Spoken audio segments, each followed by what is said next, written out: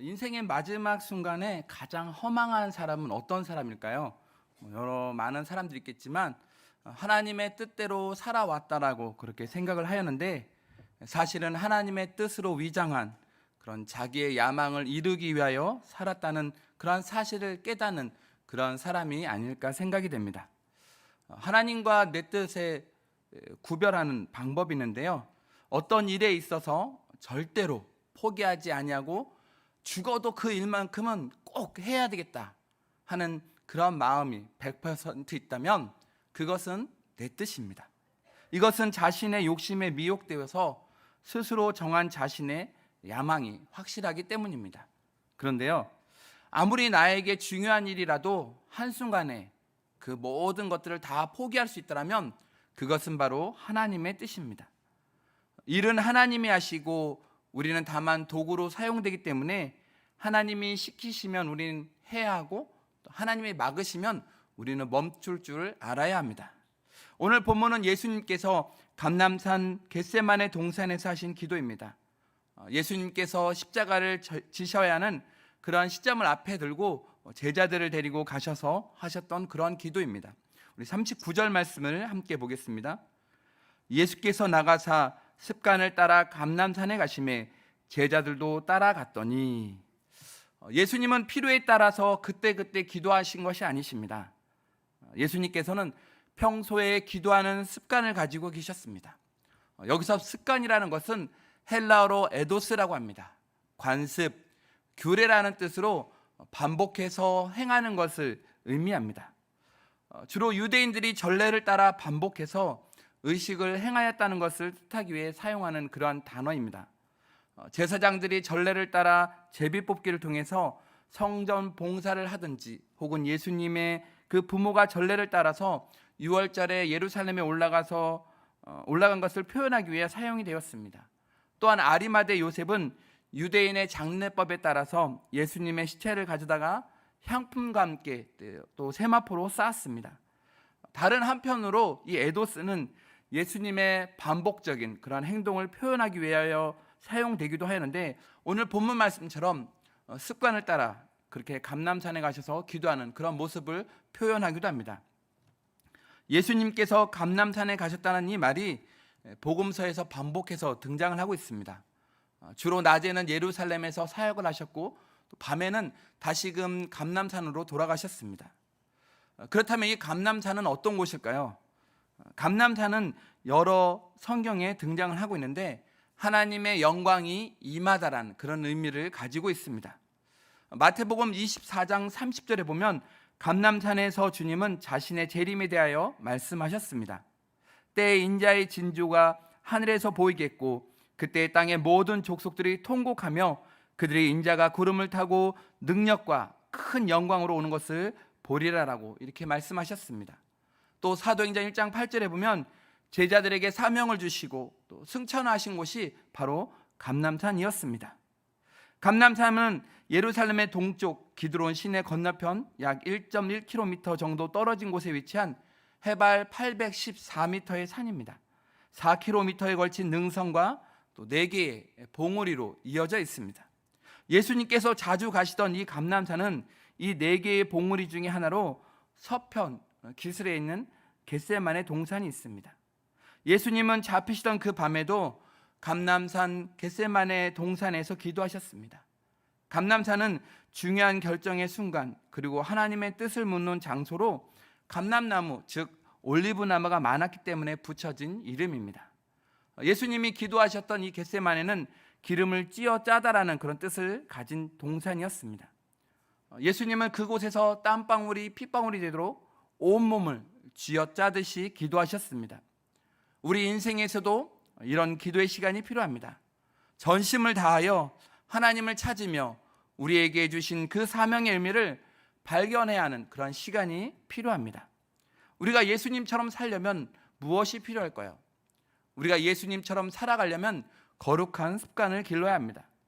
우리가 주님처럼 살고 싶지만 잘 안 되는 이유는 바로 우리에게 예수님과 같은 그러한 거룩한 습관이 없기 때문입니다. 그래서 우리에게 정말 필요한 것이 있다면 그것은 거룩한 습관을 길러내는 것입니다. 그리고 우리 자녀들에게 물려주어야 할 가장 소중한 유산 역시도 거룩한 습관을 갖게 하는 것입니다. 주일 성수하는 것, 또 11조, 감사, 선교, 또 헌금하는 것, 또 매일매일 성경을 읽는 것, 또 매일매일 기도하는 것, 이런 사람들은 영적인 위기 가운데서도 신앙을 잘 지켜냅니다. 그러나 거룩한 습관을 가지지 못한 사람들은 영적인 그런 위기가 오면 쉽게 무너집니다. 사모하는 마음으로 신앙을 지켜왔는데 그 마음이 흔들리면 신앙생활 전체가 다 흔들리게 됩니다. 그런데 거룩한 습관을 갖는 일은 결코 쉬운 일이 아닙니다. 왜냐하면 과거의 잘못된 습관이 방해하기 때문입니다. 강상구라는 분이 쓰신 나를 위한 행복한 습관 만들기라는 책이 있습니다. 이 책에 보면 습관을 바꾸는 일이 쉽지 않은 이유를 설명하고 있습니다. 거기에 보면 이렇게 있습니다. 사람들에게는 익숙한 것에 안주하려는 형상 유지 메커니즘이 있어서 항상성을 유지하는 데 탁월하다는 것입니다. 예를 들어서 담배를 피우는 것이 습관이 된 사람은 일상적으로 공급받던 그 일정량의 니코틴을 유지하려는 그런 항상성 때문에 담배를 끊기 어렵다는 것입니다. 그렇습니다. 무언가 새롭게 거룩한 습관을 가져보려고 할 때 기존의 나쁜 그런 습관들이 방해하는 것입니다. 그래서 거룩한 습관을 새롭게 가지려고 할 때 우리를 방해하는 나쁜 습관이 무엇인지를 우린 찾아내야 합니다.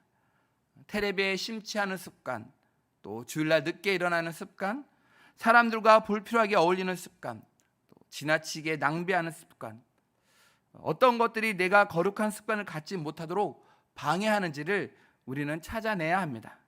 그리고 이것을 끊어낼 수 있어야 합니다. 그런데 더 큰 문제가 있습니다. 그것은 바로 사탄이 끊임없이 방해한다는 것입니다. 사실 사탄은 우리의 습관에 깊이 개입하고 있습니다.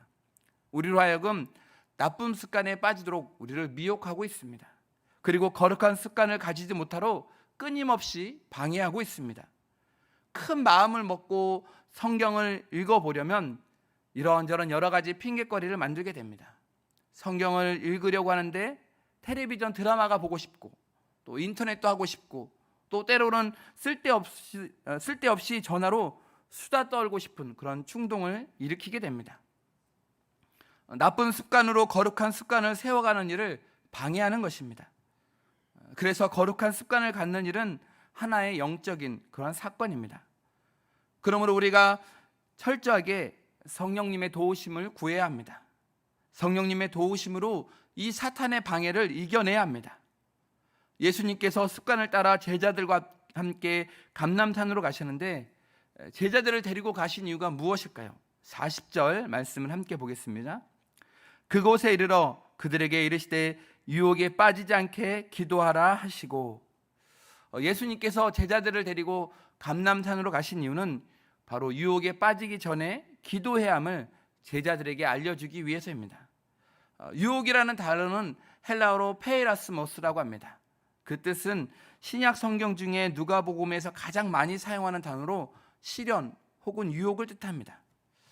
예수님께서는 제자들에게 그들이 유혹에 빠지지 않도록 기도하라고 말씀하시지만 이미 예수님께서 그러한 내용들로 기도하는 모습들을 제자들에게 보여주셨습니다. 예수님께서는 여러 가지 기적을 베푸신 후에 수많은 사람들이 예수님을 따라오자 자신의 본래 사명에 집중하기 위하여 한적한 곳을 찾아 나서셨습니다. 그리고 그곳에서 기도하시며 사람들의 그런 인기에 연연하지 아니하시고 자기 자신에게 주어진 그러한 십자가의 길을 묵묵히 걸어가셨습니다. 또한 마귀의 유혹을 말씀과 성령으로 물리치신 예수님은 사람들의 인기라는 그런 유혹이 오자 또다시 기도하심으로 그 유혹을 이기셨습니다. 예수님의 이러한 모습과 행동은 충분히 제자들에게 좋은 본보기가 되었을 것입니다. 그래서 제자들에게 기도를 가르치실 때도 유혹에 빠지지 않도록 기도할 것을 말씀하시고, 이제 자신의 죽음을 앞두고 다시 제자들에게 유혹에 빠지지 않도록 기도하라라고 명령하고 계신 것입니다. 우리가 기도해야 할 이유가 여러 가지 이유가 있습니다. 하지만 무엇보다 중요한 것은 기도를 통해 시험에 들지 않기 위함입니다. 주기도문에서도 우리를 시험에 들게 하지 마옵시고라고 표현하고 있습니다. 우리의 매일매일의 그 삶의 온갖 시험과 또 유혹에 우리는 노출되어 있습니다. 우리의 대적 마귀 사탄은 우는 사자와 같이 두루다니며 삼킬자를 지금도 찾고 있습니다. 그러므로 우리는 기도해야 합니다. 기도할 때 어떤 시험이라도 능히 감당할 용기와 힘이 생기기 때문입니다. 예수님께서 겟세마네에서 십자가를 향해 힘차게 발걸음을 내디딜 수 있었던 그 이유 역시도 바로 예수님께서 기도하셨기 때문입니다. 성 어거스틴은 기도에 대하여 이런 말을 하였습니다. 기도는 혼을 지키는 성체이다. 기도는 혼을 지키는 바로 성과 요새라고 성 어거스틴은 말하였습니다. 적들이 쳐들어오기 전에 이 성체를 지어야지 적이 쳐들어오고 난 뒤에 성체를 지는 사람은 아마 아무도 없을 것입니다. 그러므로 일이 발생해서 다급하게 기도하는 사람이 아니라 일이 발생하기 전에 미리 기도로 시험을 준비하시기 바랍니다. 41절 42절 말씀을 보겠습니다. 그들을 떠나 돌 던진 만큼 가서 무릎을 꿇고 기도하여 이르시되 아버지여 만일 아버지의 뜻이거든 이 잔을 내게서 옮기시옵소서. 그러나 내 원대로 맛이 없고 아버지의 원대로 되기를 원하나이다 하시니. 아멘. 예수님은 지금 하나님의 뜻을 물으셨습니다. 예수님의 기도를 보면 하나님의 뜻과 또 예수님의 뜻이 일치하고 있지 않음을 우리는 발견할 수 있습니다. 유혹은 어디서 올까요? 유혹은 하나님의 뜻과 내 뜻이 일치하지 않을 때 바로 유혹이 옵니다. 문제는 이 유혹 앞에서 우리가 어떻게 기도하고 또 어떻게 결단하느냐에 달려 있습니다. 왜냐하면 유혹과 결단의 순간이 바로 우리의 정체성이 결정되고 증명되기 때문입니다. 42절에 보면 예수님의 간절한 기도가 두 가지였음을 볼 수가 있습니다. 먼저는 만일 아버지의 뜻이거든 이 잔을 내게서 옮겨달라는 것입니다. 이 잔은 어떤 잔입니까? 이 잔은 죽음의 잔입니다. 사람들이 받아야 할, 아니 저와 여러분이 받아야 할 그 하나님의 진노를 대신하여 받으셔서 십자가에 못 박혀 죽임을 당하는 그 쓰디쓴 그 고통과 아픔의 그 잔입니다. 예수님은 33살의 청년이었습니다. 그런데 사람들의 멸시와 조롱을 당하며 강도와 함께 사형을 당해야 합니다. 예수님은 종교 지도자들이 자기를 모함하여 죽일 것을 너무나 잘 알고 있었습니다. 자기를 죽이기 위해 이방인에게 넘겨줄 것도 너무나 잘 알고 계셨습니다. 자기를 십자가에 못 박을 것도 알고 계셨습니다. 한창 꽃단 그 나이에 아무 잘못도 없이 억울한 누명을 쓰고 죽어야 합니다. 예수님은 할 수만 있다면 그 무시무시한 고통의 길, 죽음의 길, 이 십자가의 길로 가고 싶지 않았습니다. 한마디로 살고 싶으셨습니다. 그래서 아버지의 뜻이거든 제발 이 잔을 거두어 달라고 그렇게 살려달라고 기도하였습니다. 병행되는 마가복음에 보면 예수님께서 제자들에게 내 마음이 심히 고민하여 죽게 되었으나 나를 위해 기도해라라고 부탁하고 있습니다. 마가복음 14장 34절입니다. 말씀하시되 내 마음이 심히 고민하여 죽게 되었으니 너희는 여기 머물러 깨어 있으라 하시고, 또 히브리서 기자는 이때 예수님께서 올린 기도를 가리켜 이렇게 말하고 있습니다. 심한 통곡과 눈물로 간구와 소원을 올렸다라고 말하고 있습니다. 예수님은 눈물과 통곡으로 자기의 소원을 하나님 아버지께 아뢰었습니다. 자기를 너무나 사랑하시는 그 아버지이심을 믿었기 때문에 예수님은 그런 간구를 할 수 있었던 것입니다. 42절을 다시 보시면 아버지의 뜻이거든 이 말을 원문으로 살펴보면 만약 당신이 원하신다면 이런 직역이 되고 또 내 원대로 맛이 없고 아버지의 원대로 되기를 원하나이다 이 말을 직역하면 내 뜻대로 맛이 없고 아버지의 뜻대로 되기를 원하나이다가 됩니다. 감람산에서 기도하시는 그 모습은 이 누가복음뿐만 아니라 마태복음 26장과 또 마가복음 14장에 병행되어 기록이 되어 있습니다. 그런데 누가복음에 유일하게 아버지의 뜻이라고 나옵니다. 예수님의 기도는 하나님 아버지의 뜻을 꺾는 그런 기도가 아니었습니다. 겟세마네에서 꺾인 것은 하나님이 아니라 바로 예수님의 기도였습니다. 오늘날 얼마나 많은 성도들이 하나님의 뜻을 꺾는 그런 기도에 주력하고 있는지 모릅니다. 그들은 있는 힘을 다해 자기의 뜻을 들어달라고 간구합니다. 금식을 하는 성도도 있고 또 있는 힘을 다하여 부르짖어 간구하는 성도도 있습니다. 우리는 그 애절한 기도에 충분히 공감을 할 수 있습니다. 그런데요, 문제 해결도 중요하지만 근본적인 그 문제의 원인에 대해서도 우리는 생각해 보아야 합니다.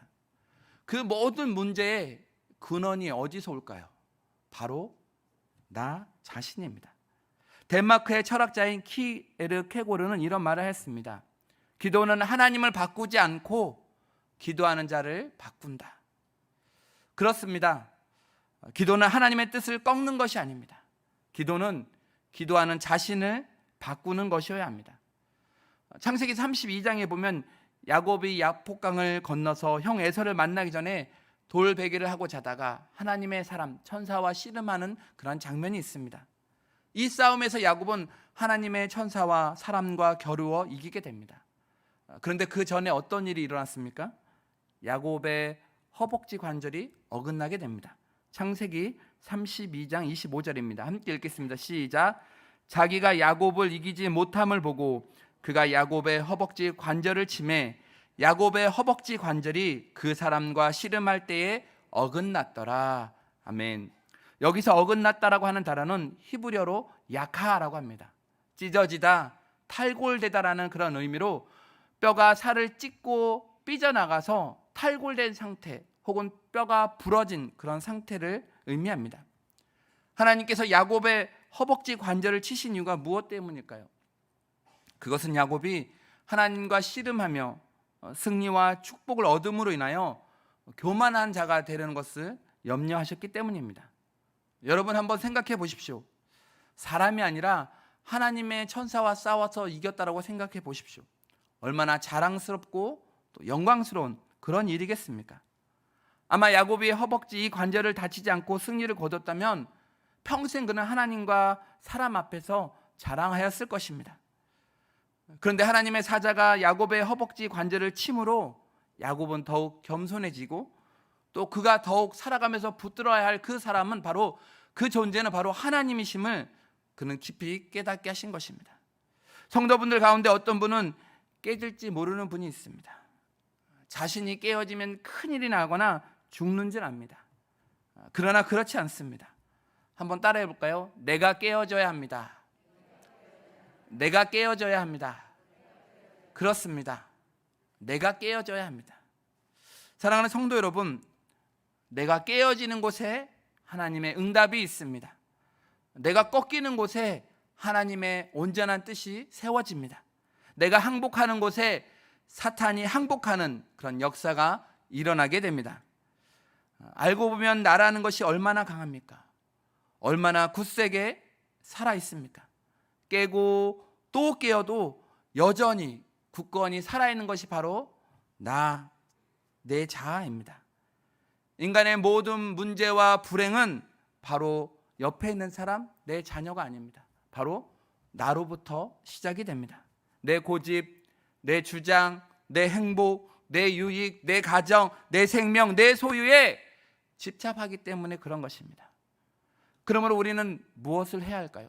끊임없이 내 자아를 내려놓기 위하여 우리는 끊임없이 기도해야 합니다. 우리가 많이 불렀던 찬양 중에 광야를 지나며라는 찬양이 있는데요. 그 가사에 보면 이렇게 기록되어 있습니다. 제일 밑에 노란색 부분 보이시나요? 네, 한번 읽어보겠습니다. 시작. 내 자아가 산산이 깨지고 높아지려 했던 내 꿈도 주님 앞에 내려놓고 오직 주의 뜻만 이루어지기를 나를 통해 주님만 드러나시기를 광야를 지나며. 또 갈라디아 2장 20절은 이렇게 말씀합니다. 내가 그리스도와 함께 십자가에 못 박혔나니 그런즉 이제는 내가 사는 것이 아니오 오직 내 안에 그리스도께서 사는 것이라. 이제 내가 육체 가운데 사는 것은 나를 사랑하사 나를 위하여 자기 자신을 버리신 하나님의 아들을 믿는 믿음 안에서 사는 것이라고 말합니다. 또 갈라디아 5장 24절은 이렇게 말합니다. 그리스도 예수의 사람들은 육체와 함께 그 정욕과 탐심을 어디에 못 박았다고요? 십자가에 못 박았느니라 라고 말씀하고 있습니다. 우리의 모든 기도가 하나님 앞에 내 자신을 깨트리며 날마다 겸손한 가운데 살아가는 그런 삶이 되어야 될 줄로 믿습니다. 두 번째 간절한 기도의 제목은 무엇일까요? 두 번째 간절한 기도는 하나님 아버지의 뜻대로 되도록 기도하는 것입니다. 오늘 본문 42절인데 42절 후반부에 보면 이렇게 나와 있습니다. 내 원대로 맛이 없고 아버지의 원대로 되기를 원하나이다. 이 기도는 자신의 뜻을 관찰해 달라는 기도가 아닙니다. 그렇다면 하나님 아버지 뜻이 무엇입니까? 모든 사람의 죄를 짊어지고 십자가에 죽임을 당하는 것, 그것이 바로 하나님 아버지의 뜻입니다. 자기가 사는 것이 아닙니다. 하나님 아버지의 뜻이 아니고 자기가 죽는 것이 바로 하나님 아버지의 뜻이라면 기꺼이 그 하나님 아버지의 뜻에 순종하게 해달라고 하는 그런 기도였습니다.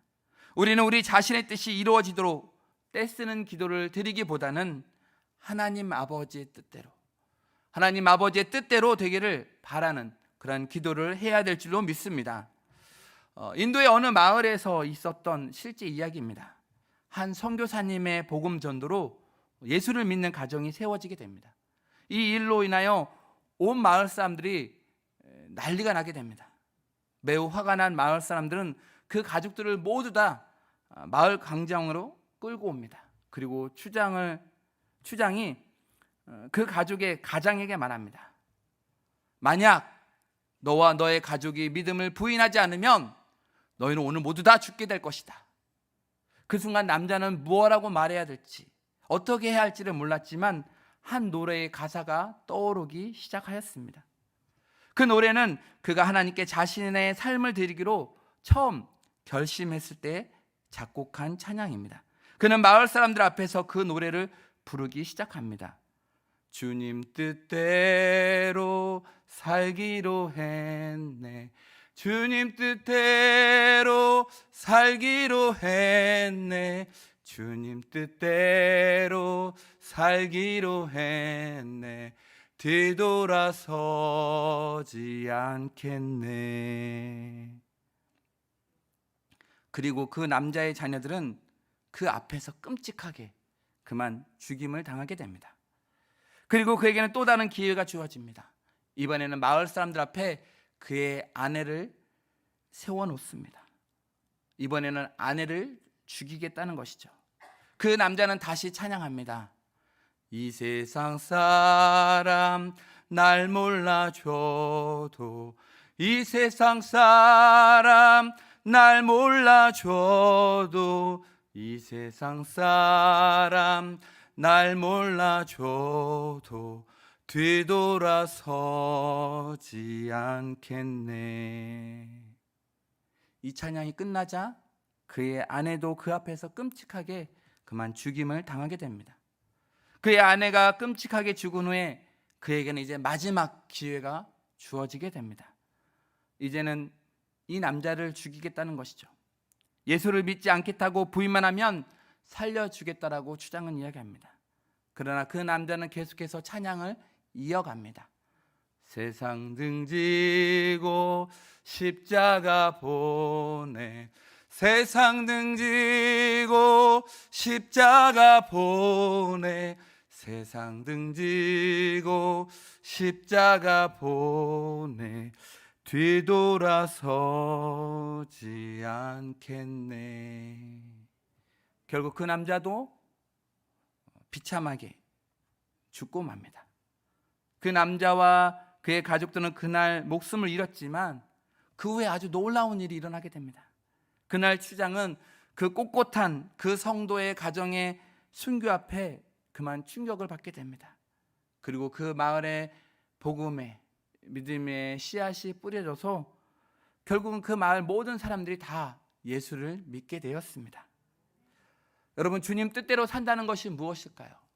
주님 뜻대로 산다는 것, 우리 화면에 제일 밑에 있는 노란색 글씨 읽어볼 거예요. 시작.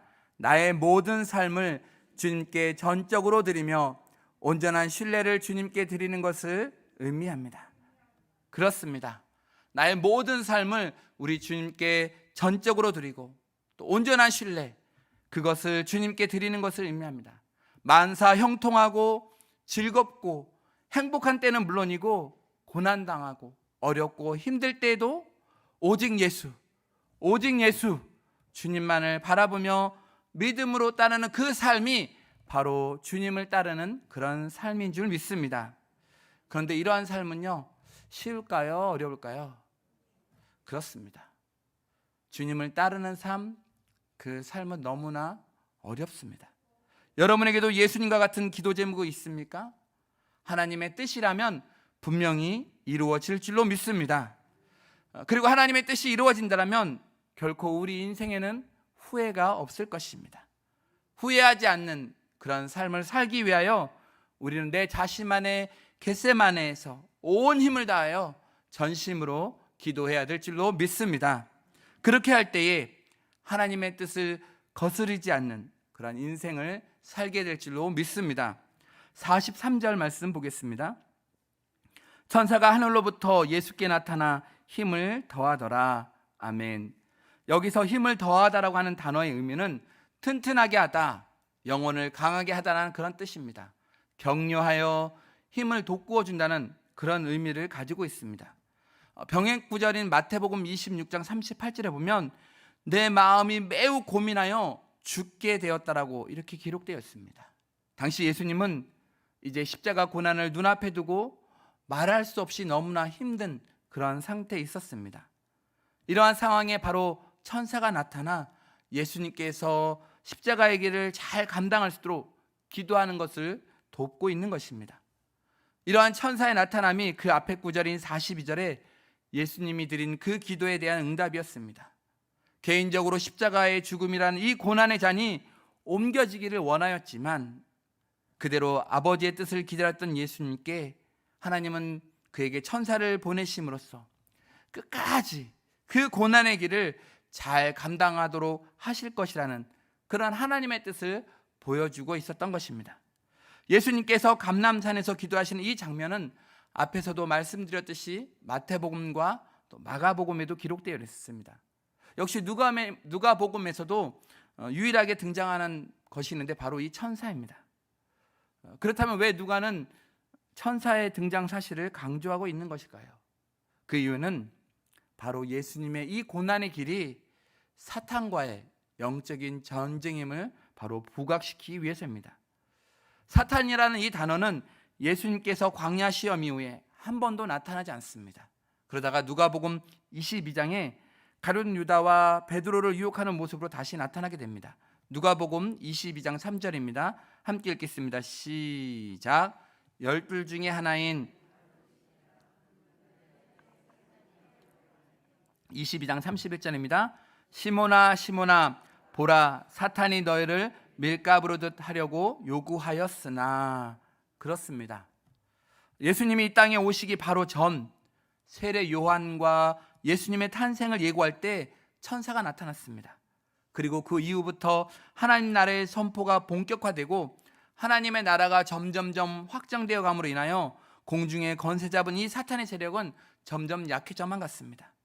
그리고 사탄의 세력을 결정적으로 붕괴시킬 그 그리스도의 십자가의 죽음과 부활의 사건을 앞두고 사탄은 나름대로 최대한의 힘을 발휘하여 발버둥 치고 있는 것입니다.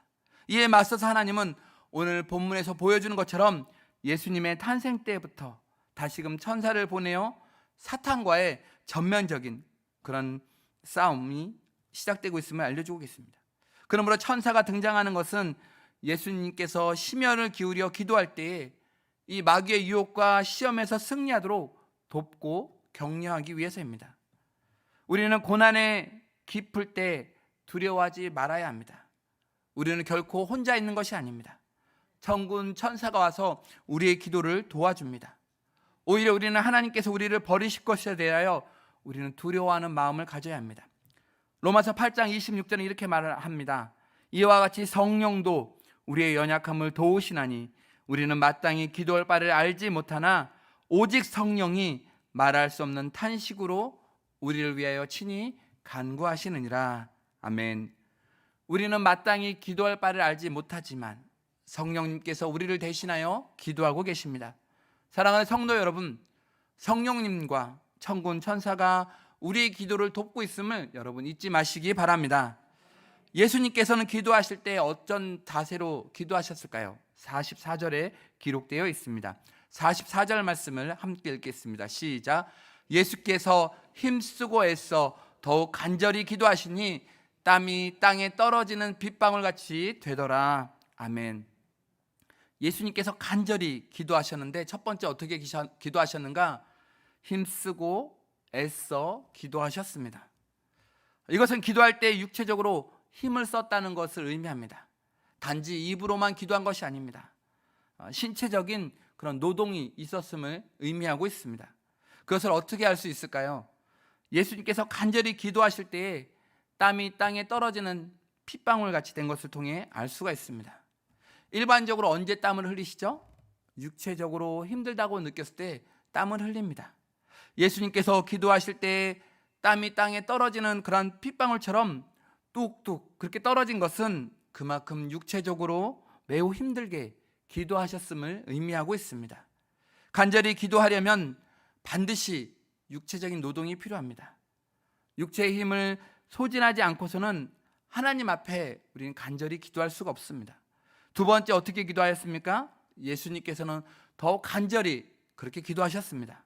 여기서 간절이라고 하는 말은 내면으로부터 밖으로 쭉 뻗는 것을 의미합니다. 이와 동일한 단어가 사도행전 12장 5절에 기록되어 있습니다. 감옥에 갇힌 베드로를 위해 간절히 기도하는 그 예루살렘 교회의 모습을 묘사할 때 원급 부사가 사용이 되었습니다. 그런데 다른 점이 있습니다. 본문에서는 비교급이 사용되었고 사도행전은 원급이 사용된 것입니다. 왜 누가가 예수님께서 겟세마네 동산에서 기도하실 때는 단지 간절히라고 기도하지 아니하고 더욱 간절히 기도하셨다라고 했을까요? 왜 원급을 쓰지 않고 비교급을 썼을까요? 그 이유를 우린 42절에서 발견하게 됩니다. 42절 말씀 읽겠습니다. 시작.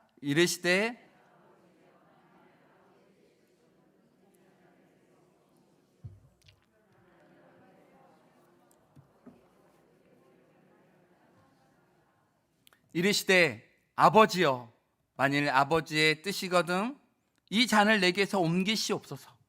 그러나 내 원대로 마시옵고 아버지의 원대로 되기를 원하나이다. 예수님께서는 기도하시던 중 자신의 뜻과 하나님의 뜻이 다른 것을 알고 이 둘 중에 자신의 생각을 내려놓고 또 주님의 뜻을 받아들이기 위하여 어떻게 하셨습니까? 이전보다 더욱 간절히 기도하셨습니다. 예수님께서는 자신의 뜻을 내려놓고 하나님의 뜻을 따르는 것이 얼마나 힘든지를 아셨습니다. 그래서 이전보다 더욱 간절히 기도하셨던 것입니다. 여기에 한 가지 의문이 생깁니다. 우리도 항상 이렇게 간절히 기도해야 할까요? 그렇지 않습니다. 만약 정말 이렇게 기도한다면 아마 기도하다가 다 순교할 것입니다. 평소에는 간절히 기도하지만 정말 자신의 생각을 내려놓고 온전히 하나님의 뜻대로 순종하는 것을 선택할 때는 이전과는 다르게 더욱 간절히 우린 기도해야 합니다. 여기서 우리의 기도에 전혀 간절함이 없는 이유를 발견할 수 있습니다. 그것은 자신의 뜻을 버리고 하나님의 뜻을 구하려고 힘쓰지 않기 때문입니다. 우리는 대부분 자신의 소원을 이루기 위하여 기도합니다. 내 스스로가 90% 했으니까 나머지 10%는 이제 하나님께서 도와주셔서 이 일이 잘 되기를 우린 기도합니다. 바로 이런 이유 때문에 간절함이 없는 것입니다. 죽느냐 사느냐를 가지고 기도할 때 어떻게 할까요? 바로 간절해질 수밖에 없습니다. 예수님께서 이렇게 기도하실 때 제자들은 무엇을 하고 있었습니까? 제자들은 슬픔으로 인하여 잠을 자고 있었습니다. 45절입니다. 기도 후에 일어나 제자들에 가서 슬픔으로 인하여 잠든 것을 보시고, 예수님은 마음이 심히 고민하여 죽게 된 상황에서 기도하셨습니다. 생각이 조금이라도 있는 제자라면 깨어 예수님과 함께 기도했어야 합니다. 아니 어쩌면 예수님보다 제자들이 더 열심히 더 간절히 기도했어야 합니다. 그런데 제자들은 지금 무엇하고 있습니까? 기도하기는커녕 지금 잠이 들어 있습니다. 예수님과 함께 3년을 동고동락하며 지냈던 제자들이 예수님이 지금 당신의 죽음을 코앞에 왔음을 알렸는데도 잠만 자고 있으니 예수님의 마음이 어떠하겠습니까? 아마 많이 섭섭했을 것입니다. 그런데 예수님은 그 순간 제자들의 잠자는 모습만 본 것이 아니었습니다. 예수님께서는 왜 그들이 그 절박한 그 순간에 그들이 잠들었는가를 보셨습니다. 그리고 보니까 제자들은 예수님의 고난은 나 몰라라 하고 잠이 든 것이 아니었습니다. 예수님의 고난과 자신들 중 한 명이 배반하고 또한 다른 사람들은 예수님을 부인할 것이라는 예고에 대하여 슬퍼하다가 잠이 든 것입니다. 아마 어떤 제자는 기도하다가 지쳐 잠이 들었을 것입니다. 또 어떤 제자는 흐르다 마는 그 눈물 자국을 남긴 채 잠이 들었을 것입니다. 예수님이라고 피곤하지 않았을까요? 예수님의 고민과 슬픔은 제자들과는 비교할 수 없는 것이었습니다. 하지만 예수님은 힘쓰고 애써 더욱 기도하셨습니다. 그러나 제자들은 육신에 져서 잠을 잤습니다. 그 결과 어떻게 되었습니까? 예수님께서는 조금도 흔들림 없이 십자가의 길을 걸어가셨습니다.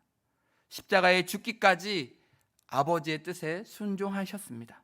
히브리서 5장 8절과 9절은 이렇게 말씀합니다.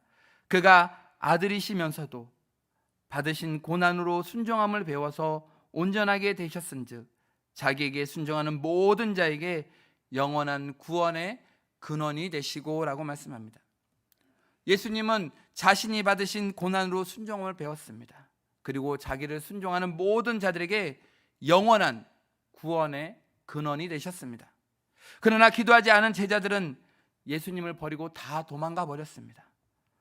예수님은 자신이 져야 할 그 십자가가 무엇인지 세세히 아시고 그 십자가를 앞에 놓고 구체적으로 기도하시며 그는 준비하셨습니다. 기도로 영적인 무장을 하셨습니다. 사탄이 시험하면 할수록 더욱더 간절히 기도하셨습니다. 그랬을 때 모든 사탄의 시험을 물리치고 하나님 아버지의 뜻에 순종할 수 있었습니다. 기도는 하고 싶으면 하고 하고 싶지 않으면 안 해도 되는 그런 것이 아닙니다. 기도는 그리스도인들의 영적 전쟁에서의 필수적인 무기입니다. 기도하는 습관이 길러지면 기도 시간은 행복한 시간이 됩니다. 모든 무거운 짐을 주님께 내려놓고 안식을 누리는 그러한 시간이 됩니다. 기도는 하나님의 임재와 보좌 앞으로 나아가는 시간입니다. 기도는 은혜의 보좌 앞으로 나아가는 그러한 시간입니다. 힘쓰고 애써 더욱 간절히 기도하지 아니하면 우리도 제자들처럼 졸음을 이길 수 없습니다. 짧게 기도하더라도 온 마음을 하나님께 집중시키고 간절히 기도하면 잠도 달아나게 될 것이고 또 정신이 더욱 맑아지고 하나님의 놀라운 그 음성을 들을 수 있을 것입니다.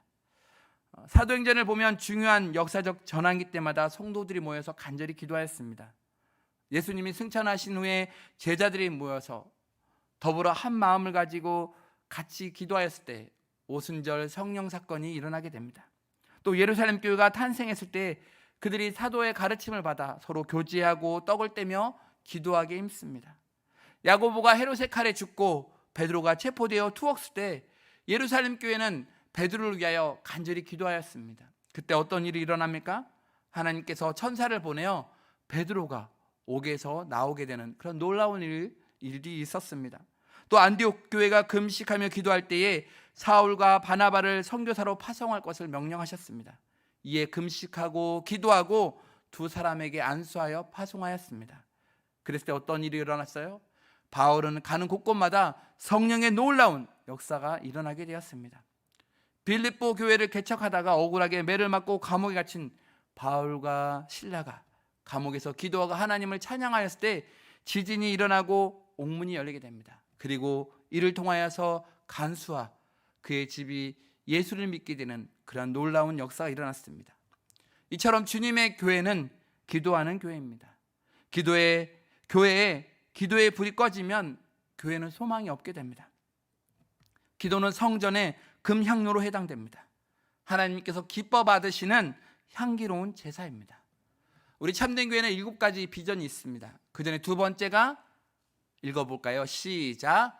기도로 하나님을 체험하는 교회입니다. 기도할 때마다 하나님의 놀라우신 그 역사를 경험하게 되시길 주님의 이름으로 간절히 축원드립니다.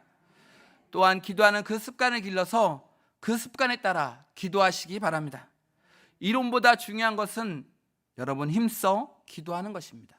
기도는 이론으로 배울 수 없습니다. 실천으로 배울 수 있습니다. 더 나아가 하나님의 뜻에 순종하는 능력을 덧입을 때까지 기도할 수 있기를 간절히 축원드립니다. 기도를 형식적으로 하지 마시고 마음의 소원을 간절히 주님께 진실되게 아뢰시고 하나님 아버지의 뜻을 묻는 기도로 인해서 내가 죽고 내가 속한 모든 공동체가 살아나는 놀라운 역사가 일어나기를 우리 주님의 이름으로 간절히 축원드립니다. 기도하겠습니다.